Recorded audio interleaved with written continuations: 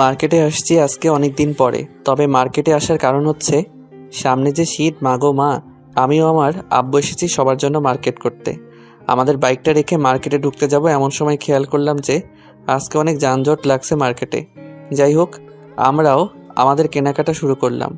আমাদের কেনাকাটা শেষ করে টাকা দিয়ে যেই পেছনের দিকে ঘুরবো, তখনই একটা বোরকা পরা মেয়ে আমার দিকে কিছু শপিং ব্যাগ দিয়ে বলছে, কি ব্যাপার, আমাকে ওইখানে রেখে কোথায় হারিয়ে গিয়েছিলে?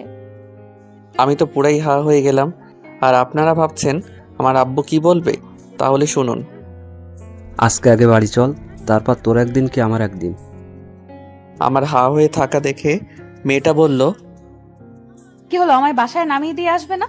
আমি তো একা একা বাসায় যেতে পারবো না এতগুলো ব্যাগ নিয়ে। এবার আমি কথা বললাম, এই মেয়ে, এই আপনার সমস্যা কি? চেনা নাই জানা নাই, আপনি এসে এসব কি বলছেন তখন থেকে? কি আমি এমন করছি তাই না? তাহলে ওইখানে আমাকে একা একা রেখে চলে এসেছো কেন? আবার এখন বলছো আমাকে চেনো না? কি পাগল হয়ে গেলা নাকি? অন্য কোনো মেয়ে দেখে আমাকে চিনতে পারছো না? আমার প্রচণ্ড রাগ হচ্ছে, কিন্তু রাগ না প্রকাশ করে বললাম, আপনার কোথাও একটা ভুল হচ্ছে।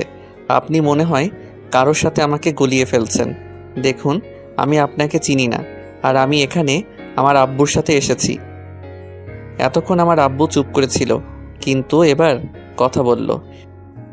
দেখো মা, তোমার সত্যি কোথাও ভুল হচ্ছে, কারণ ও তো এখান থেকে কোথাও যায়নি। আর ও তো কোনো মেয়ের সাথে রিলেশন তো দূরের কথা, কথা বলে না। ও হলো একটা ভিতর ডিম। এইবার আমার প্রেস্টিজের 12টা বাজলো। ও সরি আঙ্কেল, আমার মনে হয় সত্যি তাহলে কোথাও ভুল হচ্ছে। এইবার তাহলে বুঝতে পেরেছেন? সরি। তারপর মেয়েটি চলে গেল। আমরাও রওনা দিলাম বাড়ির দিকে। আমরা আমাদের বাইকটা নিয়ে বাসায় চলে আসলাম। আমি যত বাড়ির দিকে আসছি তত বেশি ভয় হচ্ছে যে আজ কপালে কি আছে সেটা আল্লাহই ভালো জানেন। আমরা বাড়িতে চলে আসছি। যাক বাবা, আব্বু এখনো কিছু বলেনি। আমি সরাসরি আমার রুমে চলে গেলাম। গিয়ে ফ্রেশ হয়ে এসে ড্রয়িং রুমের দিকে যেতেই দেখি আব্বু আর আম্মু বসে আছে। তারা কি যেন বলাবলি করছে।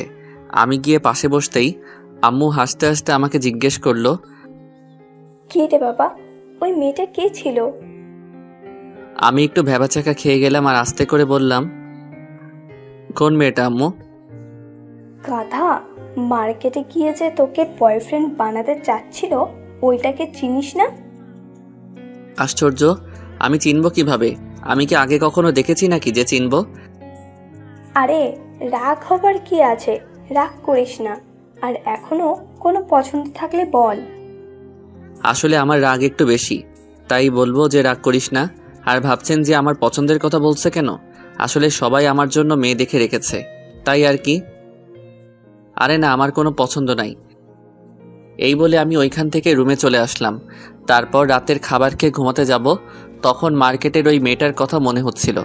এখন ওইসব ভাবাভাবি শেষ। আগে আপনাদের আমার পরিচয়টা দেই।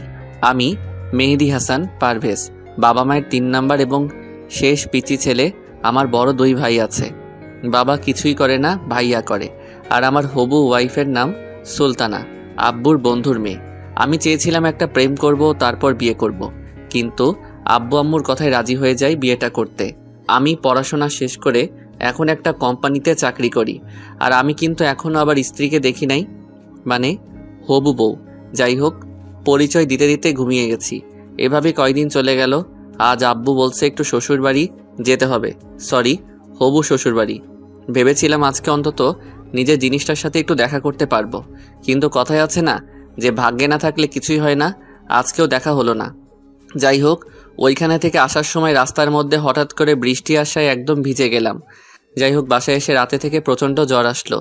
ওষুধ খেয়ে কিছুটা সুস্থ হলেও পুরোপুরি সুস্থ হইনি। আজ আমি আর আব্বু ডাক্তারের কাছে গেলাম। ডাক্তার আমাকে দেখে কিছু পরীক্ষা করাতে বলল। আজকে প্রচণ্ড ভিড় থাকায় আমরা ওয়েট করছিলাম। এমন সময় কোথায় থেকে যেন সেই মেয়েটা এসে আমাকে বলছে যে, এত টেনশন করতে হবে না, বাচ্চার বেশি সমস্যা হয়নি, শুধু একটু জ্বর আসছিল। আমি যথারীতি অবাক হয়ে আব্বুর দিকে তাকিয়ে দেখলাম আব্বু মুচকি মুচকি হাসছে। আমি ভাবছিলাম আব্বু প্রচণ্ড রিয়্যাক্ট করবে। মানে আপনি কাকে কি বলছেন এসব? মানেটা কি? হ্যাঁ, কি বলছো এসব? আমার প্রচণ্ড রকম রাগ হচ্ছে এবার।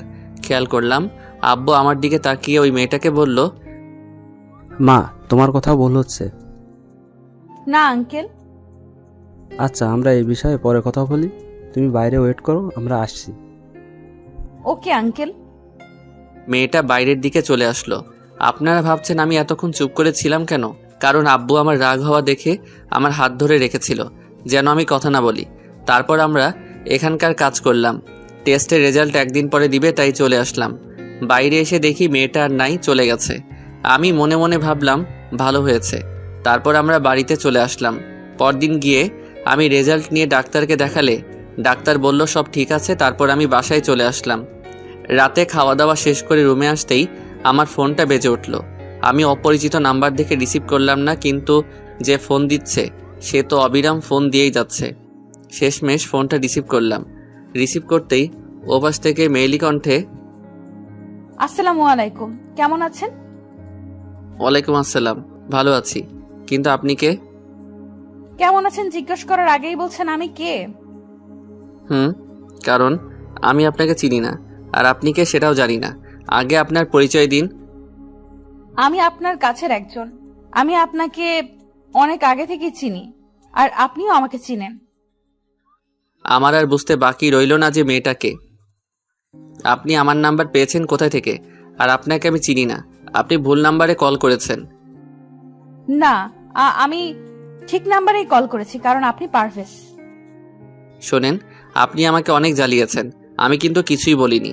আপনি আর কখনো আমার চোখের সামনে আসবেন না, আর আমাকে কখনো ফোন করবেন না।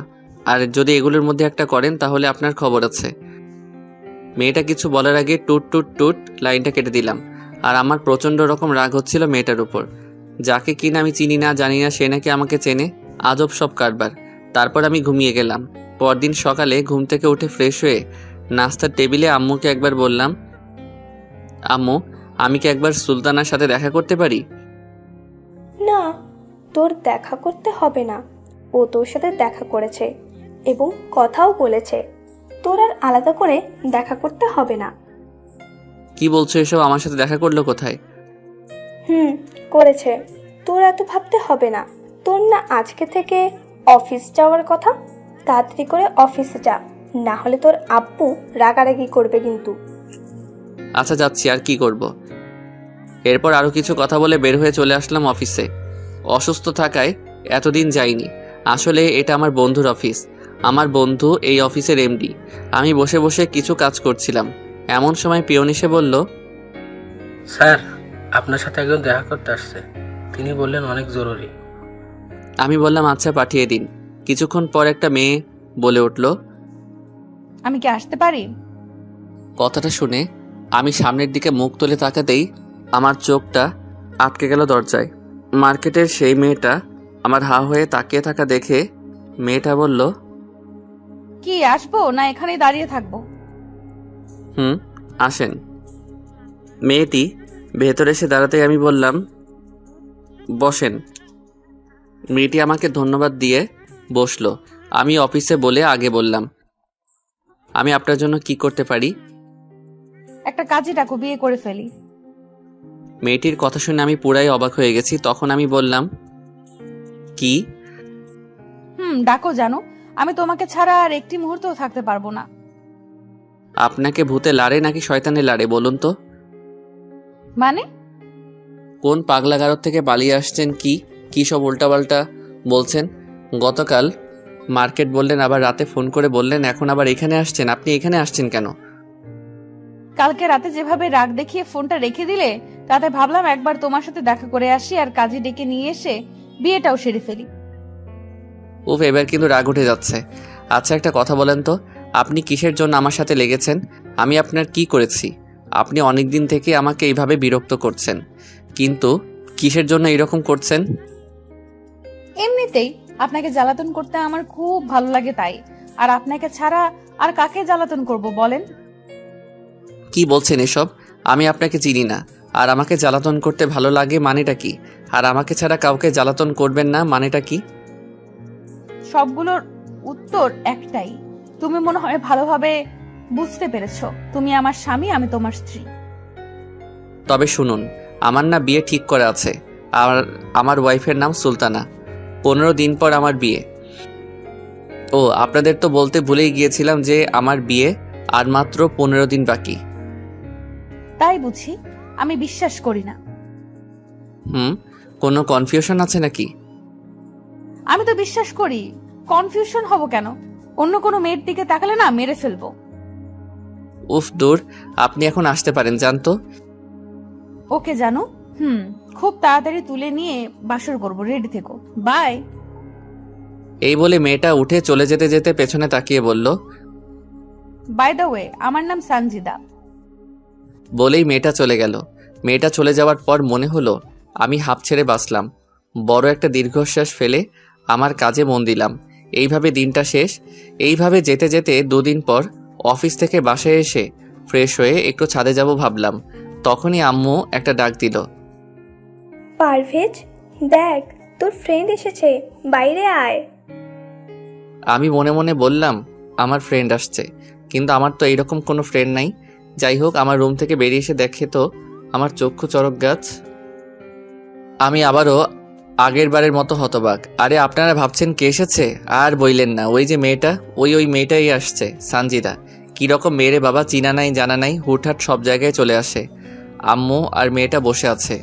আমার এইভাবে হা করে তাকিয়ে থাকা দেখে আম্মু বলল, কি রে, অবাক হওয়ার কি আছে? আর ওইরকম গাধার মতো দাঁড়িয়ে আছিস কেন? বস এসে। আমি কিছু না বলে বসলাম।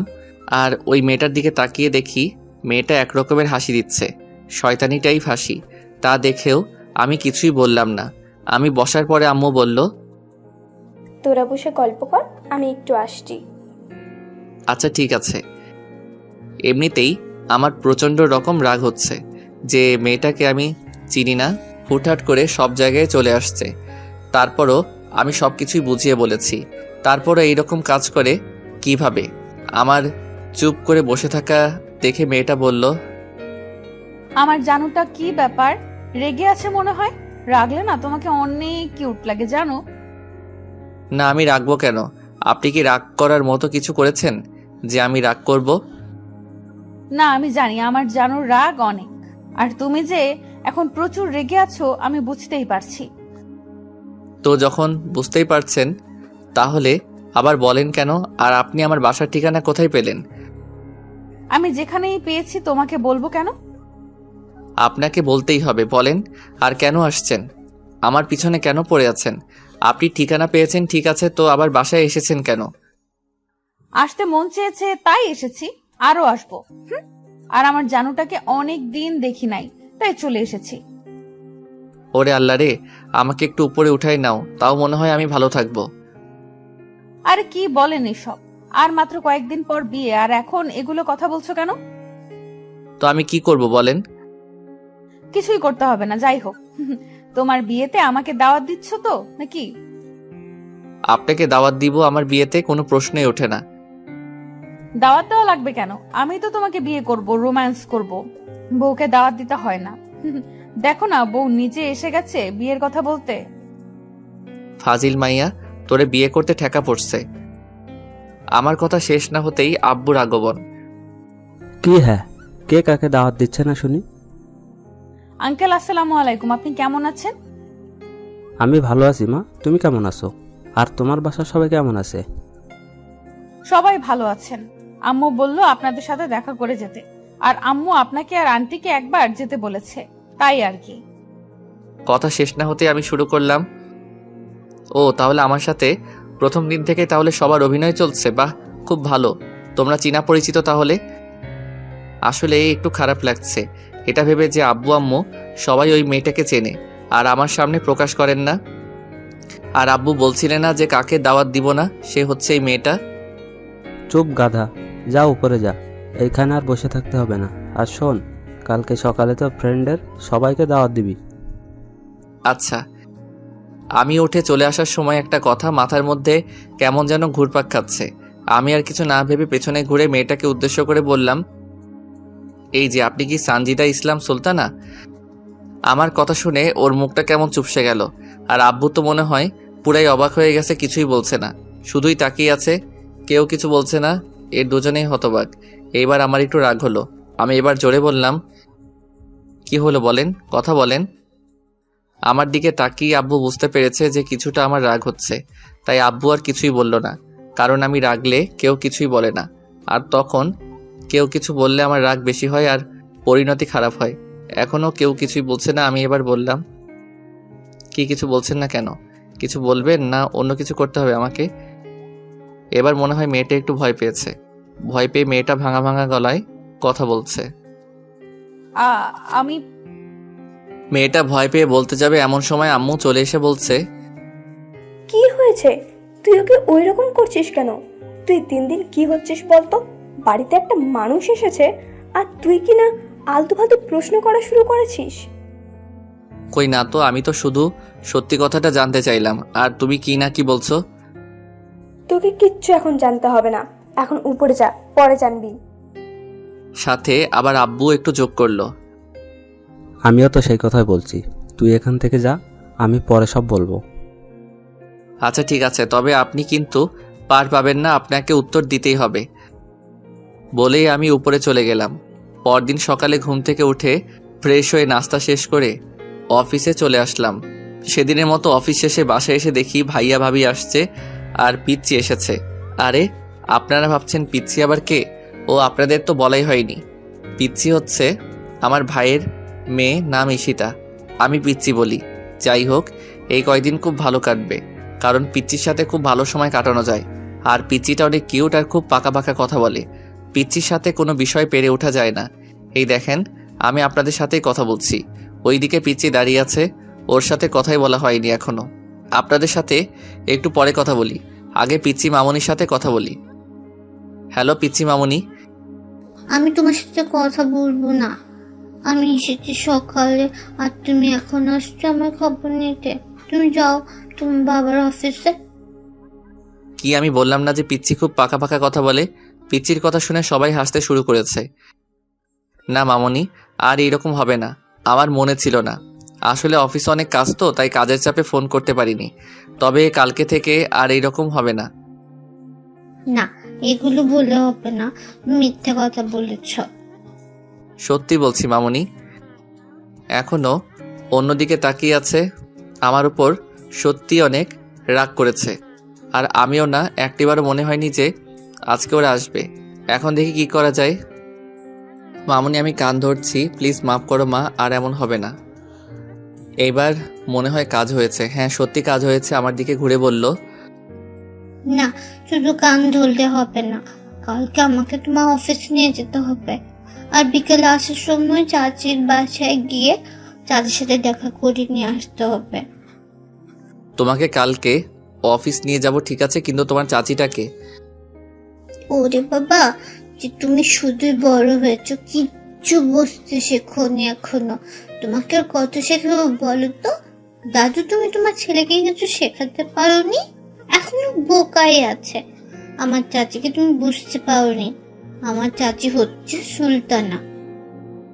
পিচ্চির কথাগুলো শুনে সবাই হাসতে শুরু করলো। সবার হাসি দেখে নিজেকে কেমন যেন অসহায় মনে হচ্ছে।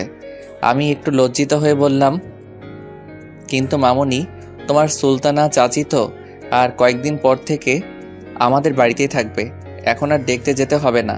তার চেয়ে বরং আমরা অন্য কোথাও যেয়ে ঘুরে আসবো কালকে অফিস শেষে। না না, আমি সুলতানা চাচিকে দেখবো। না মা, এমন করে না। তোমার চাচির বাসায় গেলে তোমার চাচির আম্মু আমাদেরকে বকবে। তুমি তো জানো না তোমার চাচির আম্মু অনেক রাগী। এবার মনে হয় পিচ্চি একটু ভয় পেয়েছে। তাহলে এখন তুমি ফ্রেশ হয়ে আসো, তারপর বলবো অন্য কোথায় যাওয়া যায়। আচ্ছা ঠিক আছে, আমি ফ্রেশ হয়ে আসি, তুমি ততক্ষণে ভাবতে থাকো। তারপর আমি ভাবি আর ভাইয়া এর সাথে কথা বলে আমার রুমে এসে ফ্রেশ হয়ে নিচে আসলাম। দিনটা না মানে অফিস থেকে আসার পর থেকে সময়টা অনেক ভালো গেল। পরদিন সকালে ঘুম থেকে উঠে ফ্রেশ হয়ে নাস্তা শেষ করে অফিসে যাওয়ার জন্য রেডি হচ্ছিলাম, তখনই পিচ্চি এসে বলছে, আমি রেডি। তোমার এত সময় লাগে কেন? তাড়াতাড়ি করো। আচ্ছা মা, একটু ওয়েট করো, আমি আসছি। তারপর রেডি হয়ে পিচ্চিকে নিয়ে অফিসে চলে আসলাম। সারাটা দিনও অফিসেই ছিল। আমি কাজের ফাঁকে ফাঁকে একটু করে গল্প করছিলাম পিচ্চির সাথে। অফিস শেষে পিচ্চি আমাকে বলছে, চাচা আমরা আজকে কোথাও যাব না, আমরা বাড়িতে যাব। আমরা আসছি। আস্তে আস্তে হঠাৎ করে পিচ্চি বলতে শুরু করলো, চাচু তুমি চাচি আমার সাথে কথা বলো নাই? না মামনি, তোমার দাদু দেখা করতে দেয়নি। ও তোমার অনেক কষ্ট হয়েছে তাই না? কেন, কিসের কষ্ট হবে মামনি? ওই যে চাচির সাথে দেখা করতে দেয়নি দাদু ভাই, তাই? বলেই খিলখিল করে হাসতে শুরু করেছে। ও এতক্ষণ তাহলে মজা করা হচ্ছিল, তাই না? আমি কথা শেষ না করতে পিচ্চি বলল, চাচু গাড়ি থামো তাড়াতাড়ি। কেন মামনি, কি হয়েছে? আমি গাড়ি থামাতেই ও আমাকে হাত ইশারায় দেখিয়ে দিল। বিষয়টা দেখে আমার প্রচণ্ড রাগ হচ্ছে নিজের ওপর, আবার বখাটেগুলোর ওপর। আমি গাড়ি থেকে নেমে ওখানে গিয়ে বললাম, কি হচ্ছে এখানে? আমার কথা শুনে সবাই আমার দিকে তাকালো এবং দেখলাম মেয়েটা মনে হয় হাঁপ ছেড়ে বাঁচল। ও আপনাদের তো ঠিক মতো বলাই হয়নি কি হয়েছে এখানে। আসলে কয়েকটা বখাটে মিলে একটা মেয়েকে ঘিরে ধরেছে, আর মেয়েটা একা। ওইটা দেখেই আমার মামনি হাতের ইশারায় দেখিয়ে দিল। আপনাদের বলেছিলাম না আমার মামনি অনেক বুদ্ধিমতী। যাই হোক, আমাকে দেখে বখাটেদের একজন বলল, ওই তোরা চল। তারপর ওরা এখানে থেকে চলে গেল। আর আপনারা ভাবছেন ওরা আমাকে দেখে চলে গেল কেন? আসলে আমাদের এখানে আমার আব্বুর প্রতিপত্তি অনেক বেশি, আর বখাটেরা আমাকে ভালো করেই চেনে, আর ওরা জানে আমি কেমন। যাই হোক, ওরা চলে যাওয়ার পর আমি মেয়েটার দিকে তাকাতেই দেখি আসলে মেয়েটা আর কেউ নয়, ওই বখাটে মেয়ে মানে সানজিদা। তখন আমি বললাম, ও আমি তো ভুল করলাম। আসলে বখাটেরা তো এইভাবেই বখাটের হাতেই বিপদে পড়ে।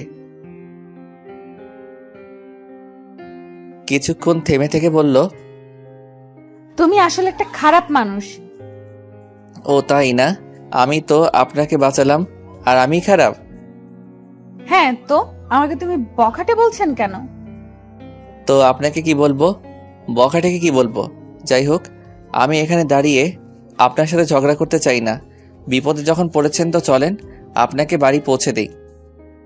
না যাবো না আমি তোমার সাথে, আমি একাই চলে যাব। দেখেন বখাটেগুলো এখন আশেপাশেই আছে, আমি চলে গেলে আবার আপনাকে জ্বালাতন করবে, তাই বলছি চলেন। না ওরা তো আসবে না, তুমি চলে যাও। আর তুমি আমাকে নামিয়ে দিবে কেন? আমি তোমার কি হই? বাহ, এতদিন আপনি তো বলতেন জানো কলিজা ইত্যাদি।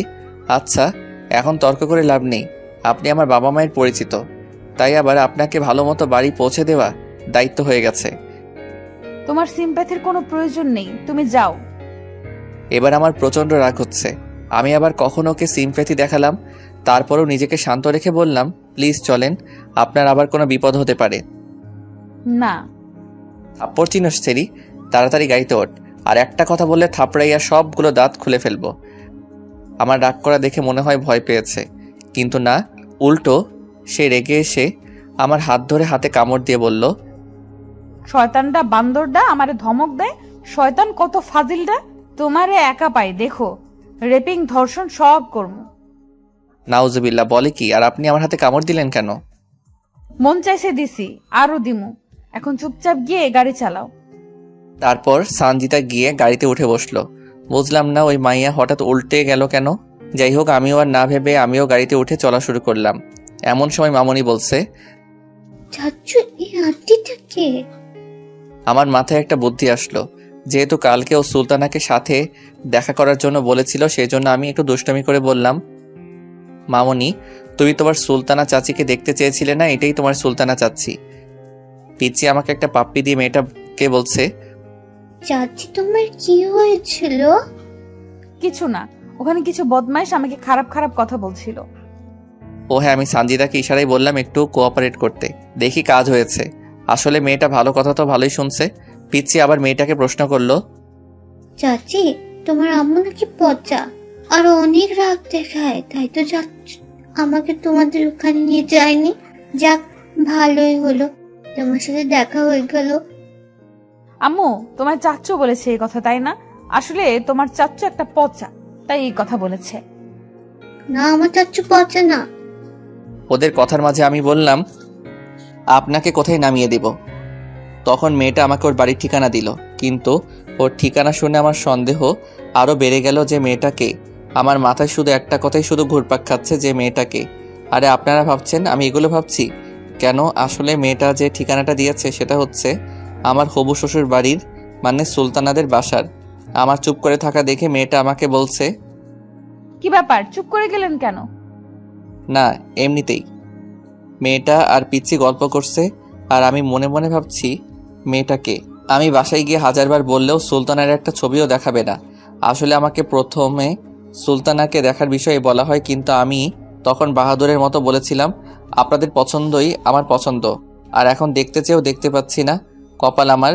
তবে আপনাদের বলছি, আপনারা কেউ আমার মতো এমন বোকামি করবেন না। যাই হোক, তারপর মেয়েটাকে আমার বউয়ের বাড়ি থুক্কু আমার হবু শ্বশুর বাড়ির কাছে নামিয়ে দিয়ে চলে আসলাম। বাসায় এসেই সরাসরি ভাবির কাছে হানা দিলাম, কোনো লাভ হলো না। তারপর ভাইয়ার এর কাছে তাতেও ফেল মারলাম। সবার একই কথা, কদিন পরেই তো বিয়ে, এখন আর দেখতে হবে না। শত শত বুঝিয়েও লাভ হচ্ছে না। তাই ব্যর্থ হয়ে রুমে এসে ফ্রেশ হয়ে বিছানায় গায়ে এলিয়ে দিলাম। চোখটা একটু ধরে এসেছে, তখনই আব্বুর ডাক। ধর্মর করে উঠে দৌড় না হলে খবর আছে, আর এখন ডাকার ধরনটা আলাদা মনে হচ্ছে। যাই হোক, নিচে আসতে আসতেই বুঝতে পারলাম যে কিছু একটা হয়েছে। আব্বুর কাছে এসে বললাম, কি হয়েছে আব্বু? আজকে রাস্তায় কি করেছিস? কই না তো, আমি তো কিছুই করিনি। রাস্তার মেয়েদের জ্বালানো শুরু করেছো? না আব্বু, আমি তো এরকম কিছুই করিনি। আর তোমার কি মনে হয় আমি যখন পড়াশোনা করতাম তখনই মেয়েদের পাত্তা দেইনি, আর এখন? আর তোমাকে কে কি বলেছে শুনি? আমি সব ঠিকঠাক জানি যে তুই আজকে কাকে এগুলো করেছিস, আর বলছিস এগুলো করিসনি।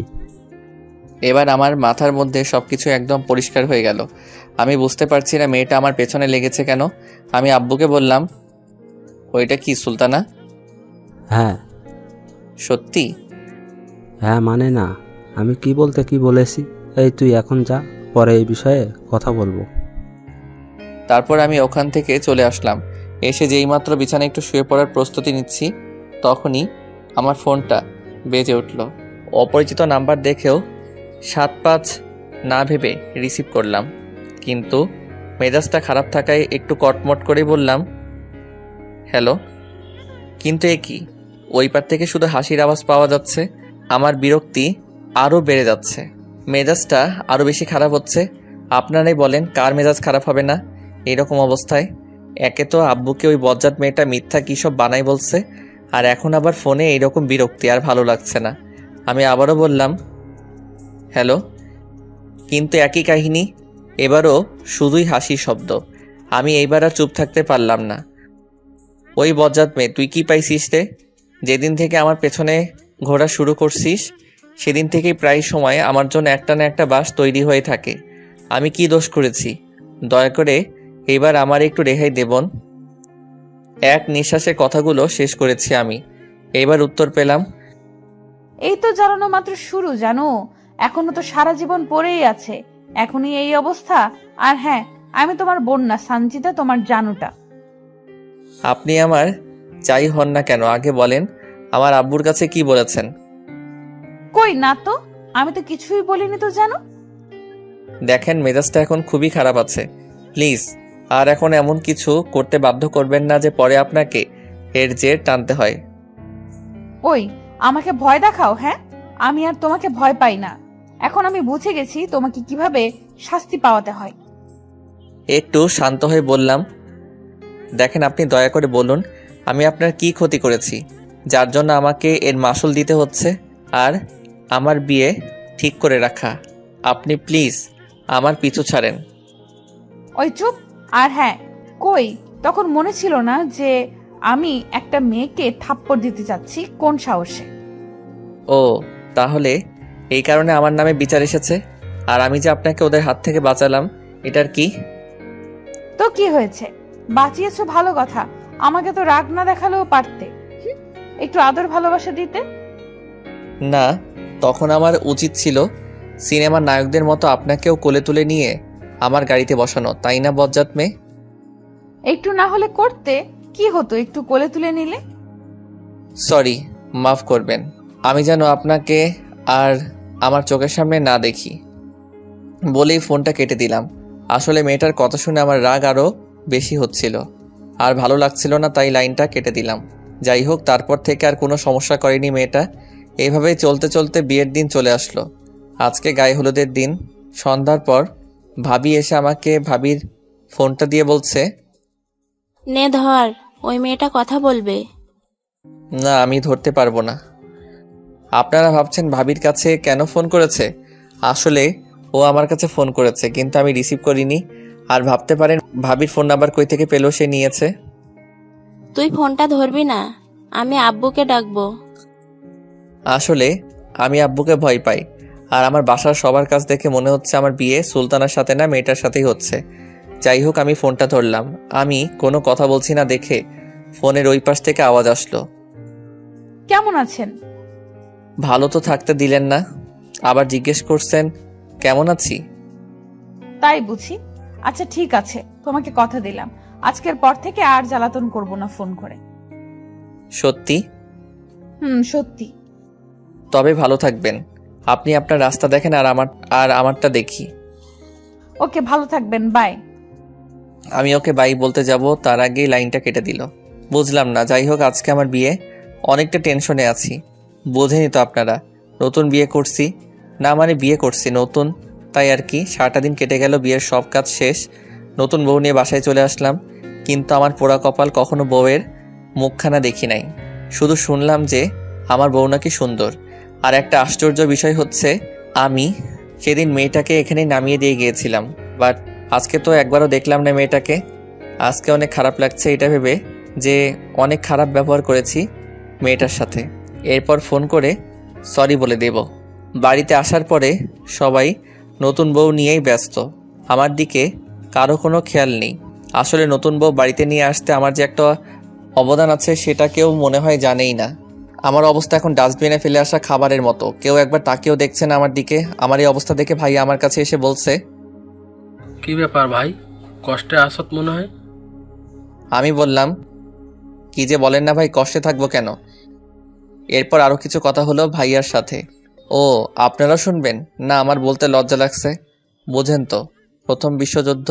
না মানে নতুন বিয়ে করেছি, তাও শুনবেন? আচ্ছা শুনেন। ভাইয়া এর কাছে থেকে কিছু টিপস নিলাম, আর কিভাবে বিড়াল মারতে হয়। আসলে আমি আমার ভাইয়ের সাথে ফ্রি। এভাবে অনেকটা সময় পার হয়ে গেল, তাই আমার অবস্থা দেখে উঠে গেল। একটু পর এসে আমাকে বলছে, চলো রুমে যাবে, তোমার জিনিস একা একা বসে আছে। কি বলেন? জিনিস মানে? এখন আবার কিছু জিনিস নিয়ে যেতে হবে? আমি বলেছি তোমার বউ, না মানে তোমার ওয়াইফ একা একা রুমে বসে আছে, যাও তাড়াতাড়ি। ও আচ্ছা, যাই তাহলে। 2 পা সামনে আগাতেই মনের মধ্যে ধক করে উঠল। আমার ঘরে দরজার সামনে গিয়ে আবার পেছনের দিকে দৌড়, ভাইয়ের কাছে গিয়ে থামছি। কি হলো? না কিছু না, এমনিতেই ভয় লাগছে ঘরে যেতে। তুই একটু আমার সাথে যাবি? হায় আল্লাহ, এ তো শুধু বড়ই হয়েছে, এখনো ছোট বাচ্চা। ওই তাড়াতাড়ি যাবি না আমি আব্বুকে ডাকবো? ভাইয়া তুইও? আব্বু! পুরোপুরি চিৎকার না করতেই আমি এক দৌড়ে দরজার কাছে। তারপর 2-3 বার বুকে ফু দিয়ে রুমে ঢুকবো, তখনই কেউ পেছন থেকে ধাক্কা দিয়ে দরজা আটকে দিল। আমার এইরকম অবস্থা দেখে আমার নতুন বউ একটু হেসে ফেলল। আমি অসহায় হয়ে শুধু একটু হাসির শব্দ পেলাম। যাই হোক, বউ এসে আমার পায়ে সালাম করে আবার গিয়ে বিছানায় বসলো, ইয়া বড় একটা ঘোমটা দিয়ে। আমি কি করব বুঝতে পারছি না। আমি এখনো দাঁড়িয়েই আছি। আমার এইরকম দাঁড়িয়ে থাকা দেখে বেচারা আমার বউ বলল, দাঁড়িয়েই থাকবেন না এদিকে এসে বসবেন? আমি বউয়ের কথা শুনে একটু স্বস্তি পেলাম। আমিও আর দাঁড়িয়ে না থেকে বউয়ের পাশে গিয়ে বসলাম। আমার প্রচণ্ড ঘাম হচ্ছে দেখে সুলতান আমাকে বলে উঠল, ভয় পাচ্ছেন কেন এত? না মানে প্রথম বিয়ে করছি তো তাই। কি আরো বিয়ে করার ইচ্ছা আছে নাকি? হায়রে কপাল, কি বলতে কি বলছি এসব। না মানে ভুলে বের হয়েছে কথাটা। ও আচ্ছা, আর যেন ভুল না হয়। এইবার আমার একটু সন্দেহ হলো সুলতানার কণ্ঠ শুনে। আসলে আমার পরিচিত কণ্ঠ মনে হচ্ছে, এর আগেও শুনেছি কণ্ঠটা। সেদিকে মাথা না ঘুরিয়ে বললাম, আচ্ছা ঠিক আছে। একটু সময় চুপ থেকে বললাম, আমি আপনাকে দেখতে চাচ্ছি, যদি ঘোমটাটা সরাতেন। কেন, আপনি সরাতে পারছেন না? ওই আমি সরাবো। নয়তো কি আপনার ভাইকে ডাকবেন? না না, তার দরকার নেই, আমি সরাচ্ছি।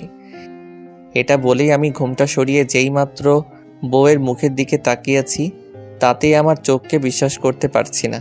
আমার প্রচণ্ড রকমের রাগ হচ্ছে এখন নিজের বাবা মায়ের প্রতি। আমি যেন বাকরুদ্ধ হয়ে গেছি, কিছুই বলতে পারছি না। একটা পাথরের মতো বসে আছি। ক্রমশ আমার রাগ বাড়ছে, আর আস্তে আস্তে আমার চোখ দুটোর রং কালো থেকে লাল হচ্ছে। আর আপনারা ভাবছেন আমি এইরকম রাগ হচ্ছি কেন? আসলে নতুন বউটার কেউ নয়, সেই মেয়েটা সানজিদা। আপনারা ভাবছেন, বলছেন তাহলে তো ভালোই হলো। আসলে বিষয় সেটা না। বিষয়টা হচ্ছে আমার সাথে এত নাটক কেন। আমার এখন মনে হচ্ছে আমার আপন কেউ নেই, কারণ আমার বাবা মা বোন দুলাভাই সবাই জানতো যে ওই মেয়েটাই আমার হবু বউ ছিল। আমার এইরকমভাবে তাকিয়ে থাকা এবং রাগ হওয়া দেখে সুলতানা বলে উঠল, কি হলো আপনার? কথা বলছেন না কেন? আর আপনার চোখগুলো এমন লাল হয়ে যাচ্ছে কেন? আমার মাথায় যেন কিছুই ঢুকছে না, মেজাজটা আরো বেশি খারাপ হয়ে যাচ্ছে। আর আমার মাথায় শুধু একটা কথাই ঘুরপাক খাচ্ছে, যে সবাই মিলে আমার সাথে এমন করলো কেন। আমার কোনো রেসপন্স না পেয়ে সুলতানা আবারও বলল, আমি বুঝতে পারছি আপনার মনে হয় শরীর খারাপ লাগছে, আপনি শুয়ে পড়ুন, আমি আপনার মাথায় হাত বুলিয়ে দিচ্ছি। সুলতানা এই কথা বলে আমার মাথায় হাত দিতে যাবে, ঠিক সেই সময় আমি ওর হাতটা এক ঝটকায় সরিয়ে দিয়ে বললাম, কোনো দরকার নেই তোরে আদিক্ষেতা করার। সুলতানা মাথা নিচু করে নিল, হয়তোবা কান্না শুরু করেছে। আমার সেদিকে কোনো খেয়াল নেই। আমি আজকে এর একটা হ্যাস্তন্যস্ত করেই ছাড়ব। আমি বিছানা থেকে উঠে দাঁড়ালাম, দরজার দিকে পা বাড়াবো, ঠিক সেই সময় সে আমার হাত চেপে ধরল। আমার হাত ধরায় আমার হাতের উপর পানির মতো কিছু একটা পড়লো অনুভব করলাম। আমি হাতটা ছাড়িয়ে নিতে চাইলেই পারছি না, কারণ নিজের বিবেক চাচ্ছে না। সুলতান আমাকে বলছে, দেখেন, অন্তত আজকের দিনটায় সিন ক্রিয়েট করবেন না। বাড়িতে অনেক লোকজন, আব্বু অপমানিত বোধ করবেন। ওর কথায় যুক্তি আছে দেখে আমি বললাম, আচ্ছা ঠিক আছে, তবে আপনি খবরদার আমার কাছে আসার চেষ্টাও করবেন না। ঠিক আছে। তারপর আমি বললাম, আপনি ঘুমান, আর একটা কথা সবাই যেন বুঝতে পারে যে আমরা দুজনেই অনেক খুশি। ঠিক আছে, কিন্তু আপনি ঘুমাবেন না? এই মেয়ে, এই বেশি কথা বলতে না করছি না, আর একটা কথা বললে খবর আছে। সুলতানা আর কিছু না বলে বিছানায় গিয়ে শুয়ে পড়ল। আমি সোফায় গিয়ে ঘুমানোর চেষ্টা করছিলাম, কিন্তু একটুও ঘুম আসছিল না। কেন জানি শুধু একটা কথাই মাথায় ঘুরপাক খাচ্ছে, যে আমি কি দোষ করেছিলাম যে আমাকে এমন শাস্তি দিয়েছে। আপনারা কি বলেন, এইটা কি শাস্তি না? আমার সাথে সবাই অভিনয় করেছে। রাতে আর ঘুম হলো না। সকালে ফ্রেশ হয়ে বাইরে বের হতেই দেখি দুলাভাই আমার দিকে তাকিয়ে হাসছে। ভাইয়ের হাসি দেখে বুঝতে পারলাম যে এখন আমাকে নিয়ে কিছুক্ষণ উপহাস করা হবে। তাই আর কিছু না ভেবে বাইরে চলে আসলাম। হাইরে কপাল, বাহিরে এসেও শান্তি নেই। সবাই দেখি একই কথা জিগাই, কিরে রাতে ঘুম কেমন হলো? আমি সবাইকে বলছি ভালো ভালো, কিন্তু কেউ মানতেই চাচ্ছে না, কারণ সারা রাত জেগে থাকার কারণে চোখ দুটো লাল হয়ে আছে। তাই আমি আর বাইরে না থেকে ভেতরে আসলাম। ভেতরে আসতেই আম্মুর ডাক শুনলাম। আম্মুর ডাকে সাড়া দিয়ে আম্মুর কাছে গেলাম, সেখানে দেখি আব্বুও আছে।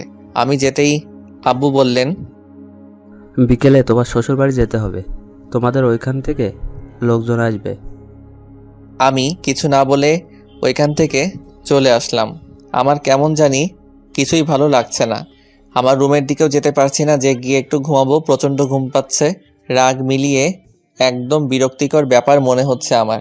যাই হোক, আমি আর বাসায় না থেকে চলে আসলাম বাইরে। গাড়িটা নিয়ে বাসায় থেকে অনেকটা দূরে। আবার এখানে এসেও ভালো লাগছে না। আমি আসলে বুঝতে পারছি না যে আমার সাথে এমন কেন হচ্ছে। অতিরিক্ত রাগ থাকলে যা হয় আর কি, কোথাও গিয়ে একটু শান্তি লাগছে না। যাই হোক, আমি গাড়িটা একটা লেকের পাড়ে দাঁড় করিয়ে গাড়ি থেকে নেমে বসে আছি। কেমন জানি ভালো লাগে আমার এমন জায়গায় বসে থাকতে। বসে থাকতে থাকতে কখন যে দুপুর হয়ে গেছে সেদিকে আমার খেয়ালই নেই। সকাল থেকে এখনো পর্যন্ত কিছুই খাইনি, তারপরও একটু খিদের জ্বালা বুঝতে পারছি না। যাই হোক, ফোনটাও পকেট থেকে বের করে আরও বড় ধরনের শক্ট খেলাম, কারণ সকাল 10টার পর থেকে এখনো পর্যন্ত 100টারও বেশি কল আর 50টার বেশি মেসেজ।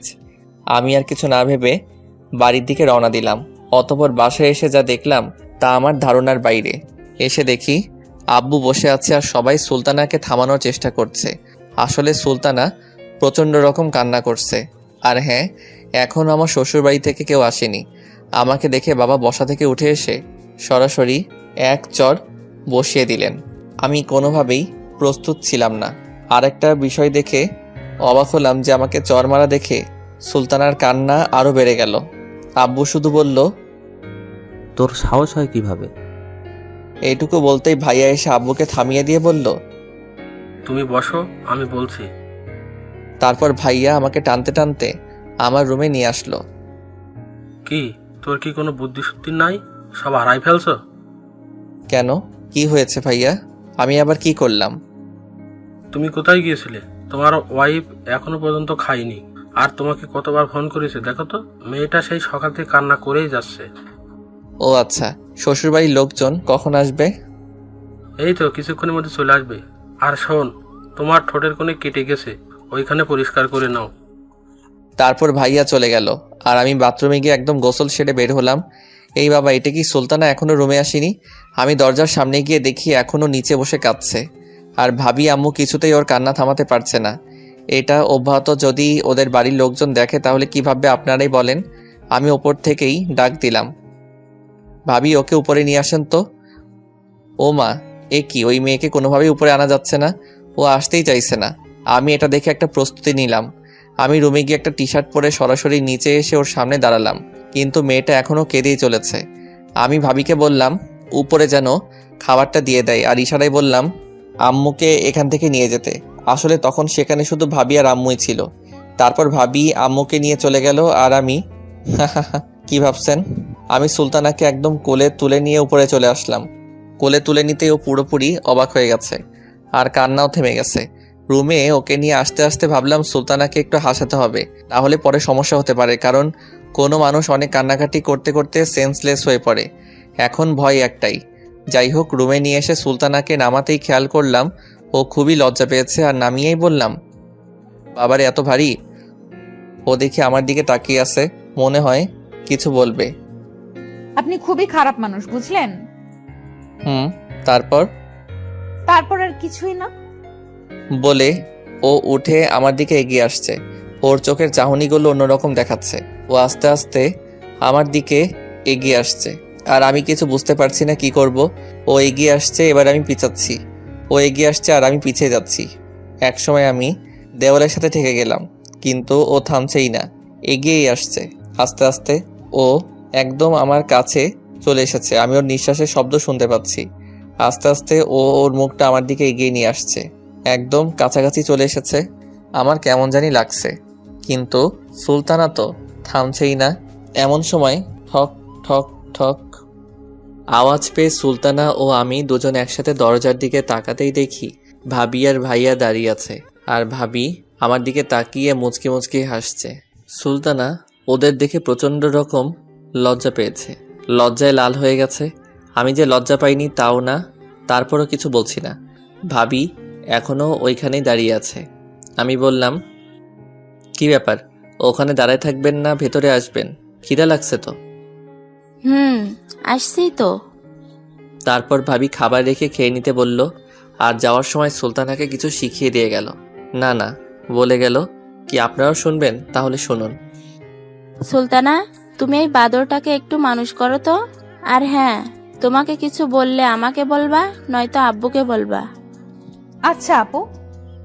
আসলে সুলতানা এখনো মাথা ওপরের দিকে উঠায়নি, খুবই লজ্জা পেয়েছে বেচারা। তারপর আর কিছু না বলে ভাবি আর ভাইয়া চলে গেল। এ মায়ে কি, এবার দেখি সুলতানা মাথা তুলে আমার দিকে তাকিয়ে মুচকি মুচকি হাসছে। কি হয়েছে? হ্যাঁ, এত হাসতে হবে কেন? আর একটা কথা শোনেন, সবার সামনে আমাকে তুমি করে বলবেন, না হলে ধরা খেয়ে যাব। গতকাল রাতের কথা মনে নেই নাকি? আর সবাই যদি জানতে পারে তাহলে মন খারাপ করবে। আর হ্যাঁ, এখন যেমন শুরু করেছিলেন আর যেন না হয়। ওই চুপ, বেশি কথা বললে না আমি তোমাকে সব সময় তুমি করে বলবো, কারণ আমার তো অধিকার আছে, তাই না?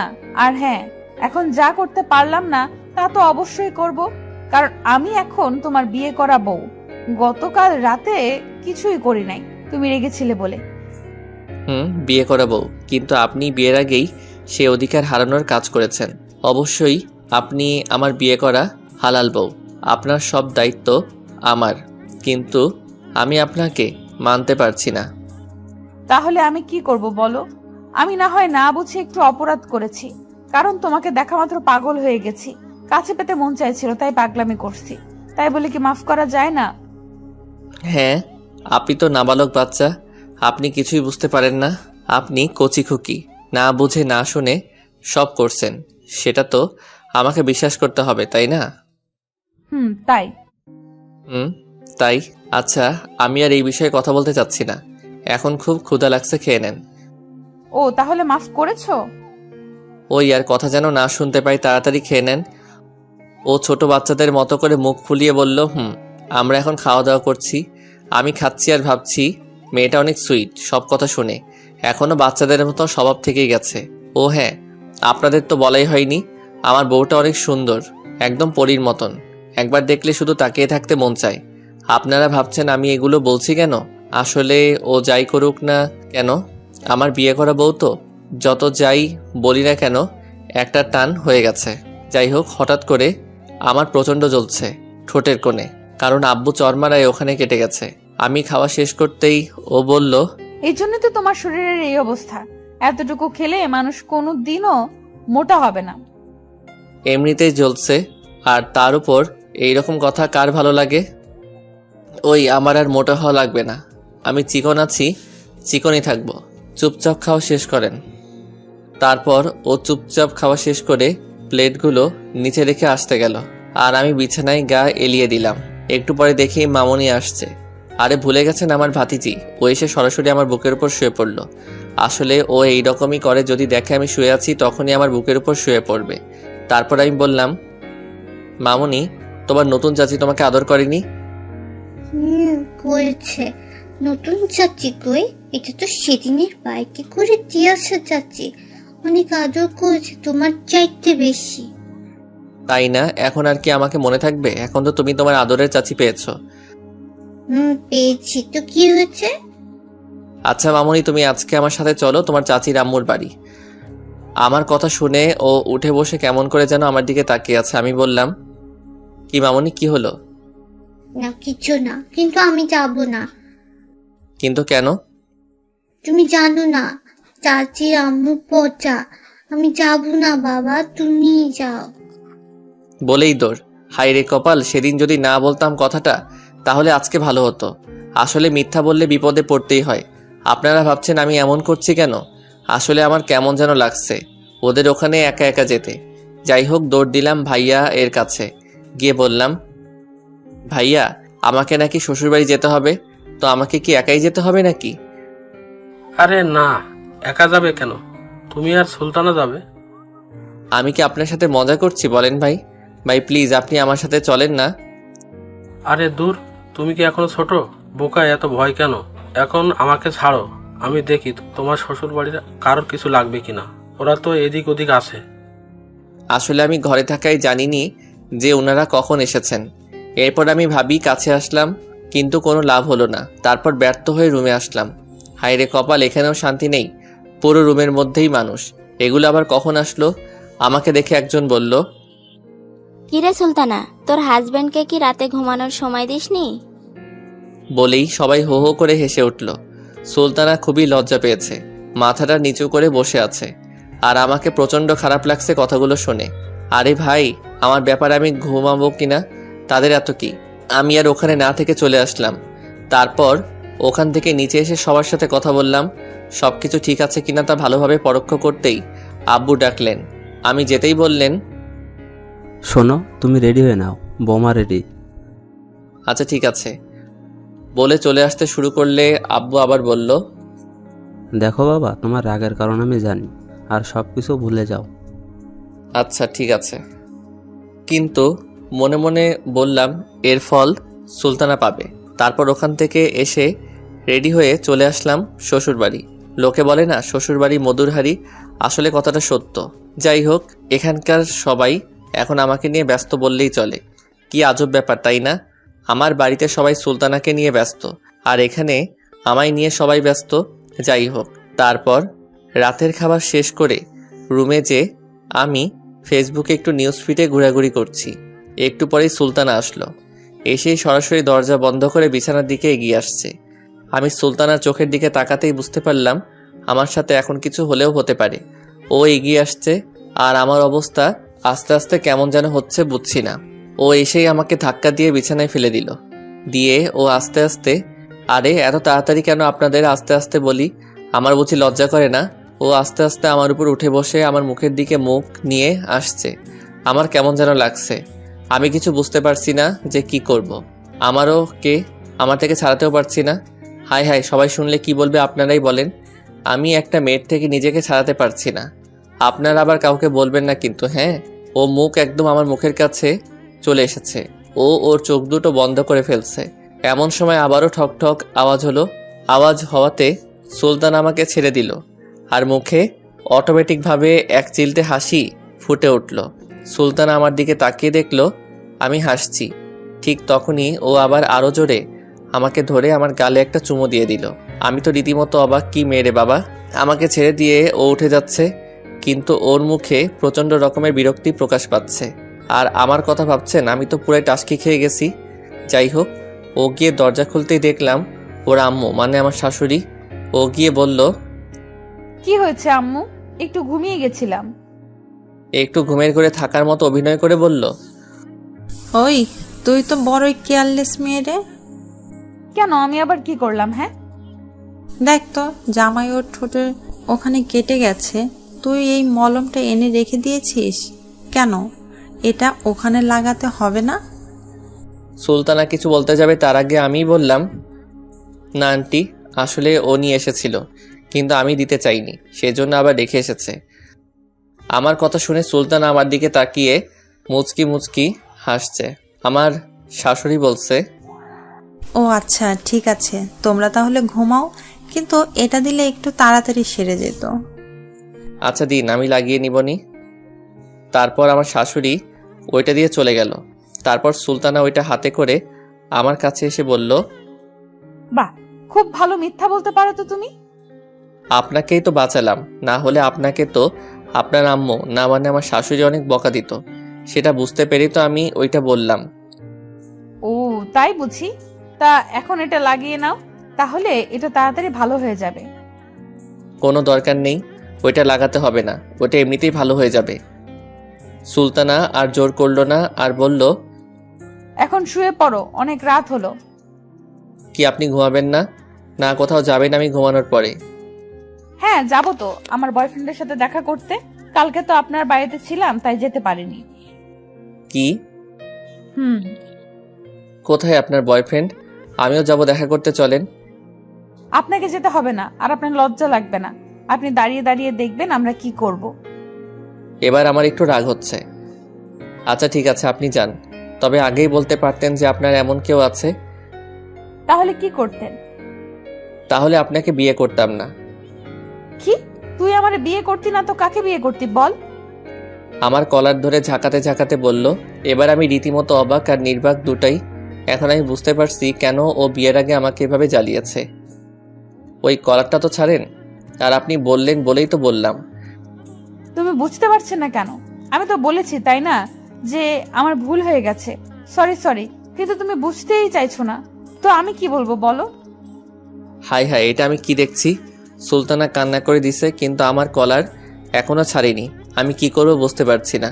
আসলে আমার যে ওকে ভালো লাগে না তাও না, কিন্তু দূর কিসের কিন্তু, যাই করুক না কেন সব তো আমার সাথেই করেছে। আর বউটা তো আমার, তাই না? আমি ওর চোখের পানিগুলো মুছে দিলাম আর বললাম, এত কষ্ট পাওয়ার কি আছে? আমি তো অভিনয় করছিলাম, আপনি যেমন করেছেন তেমন। সুলতানা আর কিছু বলল না, আমার কলার ছেড়ে এখন আমায় ধরেছে। আমি এবারও অবাক, কারণ এইরকম পরিস্থিতিতে আমি প্রথম। আমার এইরকম দেখে সুলতানা বলল, একটু জড়িয়ে ধরতেও পারেন না নাকি? হ্যাঁ। আমি বলতেই ও আরো বেশি শক্ত করে জড়িয়ে ধরল। আমার মনে হচ্ছে ছোট বাচ্চা ভয় পেয়েছে। যাই হোক, আমারও যখন ধরেছে সেহেতু আমিও ধরলাম। হাই হাই, আপনারা সবাই শুনে ফেলেছেন? কি লজ্জা, কি লজ্জা। তবে ডোন্ট মাইন্ড, হ্যাঁ? আপনারা আবার কাউকে বলবেন না কিন্তু। তখনই সুলতানা বলল, চলো এখন আদর করবে, বাসরাতে কিছু করনি। কি করব? রোম্যান্স করব। বলে সুলতানা ধাক্কা দিয়ে আমায় খাটে শুয়ে দিল আর আমার বুকের উপর বসে শাড়ির আঁচলটা ফেলে আমার উপর ঝাঁপিয়ে পড়ল। আর বলা যাবে না কি হয়েছে, লজ্জা লাগে। যাই হোক, পরদিন সকালে ঘুম থেকে উঠে ফ্রেশ হয়ে নাস্তা করে একটু ঘুরতে বের হলাম একা একাই। তারপর দুপুরের পর খাওয়া দাওয়া শেষ করে বিকেলে আমরা আমাদের বাসায় চলে আসলাম।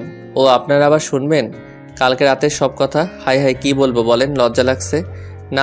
লজ্জা লাগছিল। বিয়ে করেন তারপর বুঝতে পারবেন। যাই হোক, বাসায় এসে রাতের খাবার শেষ করে সবার সাথে গল্প করে তারপর আর কি রুমে গেলাম। গিয়ে দেখি বউটা আমার মুখটা ফুলিয়ে বসে আছে, সেই বাসরাতে যেভাবে বসেছিল সেইভাবে। আমি রুমে যেতেই এসে আমার পায়ে সালাম করলো, কিন্তু আমি অবাক হয়ে জিজ্ঞেস করলাম, কি ব্যাপার, আজকে তো বাসর না? ও কি বলল জানেন? তো কি হয়েছে? প্রথম দিন তো আর বাসর হয়নি, তবে গতকাল হয়েছে। আজও হবে, প্রতিদিন হবে, আজকে আর ছাড়ছি না বলেই আমার উপর হামলা শুরু। এখানে থেকে শুরু হলো পারভেজ আর সুলতানার এর দুষ্ট মিষ্টি প্রেমের সংসার। সবাই দোয়া করবেন 10-12টা গুড়াগাড়া যেন হয়, ফুটবল খেলার টিম তৈরি করতে যেন পারি।